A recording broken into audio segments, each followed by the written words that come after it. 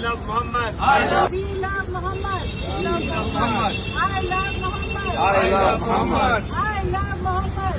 I love Muhammad. I love Muhammad. I love Muhammad. I love Muhammad. একজন হিন্দু পণ্ডিতের কতটুকু নবী করিম সাল্লাল্লাহু আলাইহি সাল্লামের প্রতি ভালোবাসা রয়েছে এই ভিডিওতে দেখলেন। এই ভিডিওতেই দেখতে পেলেন প্রতীকে নবী করিম সাল্লাল্লাহু আলাইহি সাল্লামকে এত ভালোবাসার পরেও কেন এরা জাহান্নামে যাবে না? প্রশ্ন উঠে না? উঠে। তাই আমি পবিত্র কোরআন রিসার্চ করে কয়েকটি আয়াত পেয়েছি। আশা করি আয়াতটি আমি আপনাদেরকে পড়ে শোনাবো। আশা করি আপনারা বুঝতে পারবেন।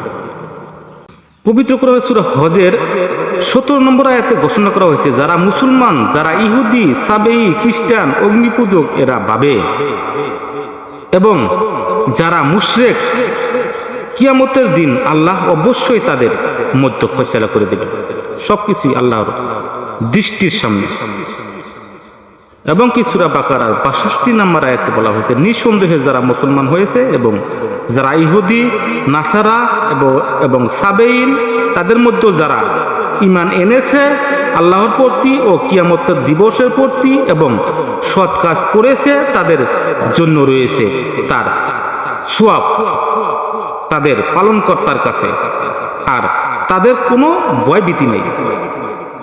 প্রিয় দর্শক, এখানে কোনো মুসলিম, হিন্দু, খ্রিস্টান কারো কথা বলা হয় না। অর্থাৎ যারাই আল্লাহ এবং আল্লাহর রাসূলকে ভালোবাসবেন, সৎকর্ম করবেন, তাদের জন্য মহা পুরস্কার রয়েছে। প্রিয় দর্শক, এবং কি সূরা মায়েদার 69 নম্বর আয়াতে বলা হয়েছে, নিশ্চয় যারা মুসলমান, যারা ইহুদি, সাবেইন, খ্রিস্টান, তাদের মধ্যে যারা বিশ্বাস স্থাপন করে এবং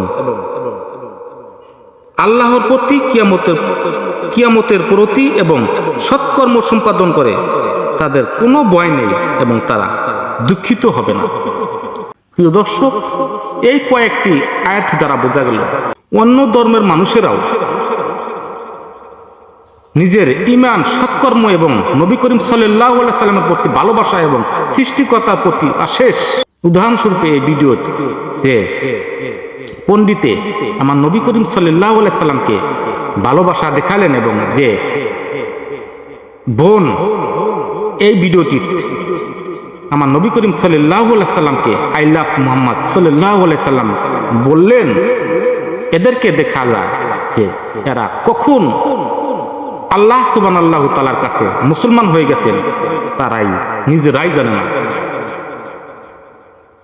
হয়তো এরাও আল্লাহর কাছে প্রিয় বান্দা হয়ে গেছে, এরা জান্নাতবাসী হতেও পারে, কেননা পবিত্র কোরআনে বলা হয়েছে যে বেহেশত, জান্নাত শুধু আল্লাহ এবং আল্লাহর রাসূলের প্রতি মহব্বত করা মানুষের জন্য।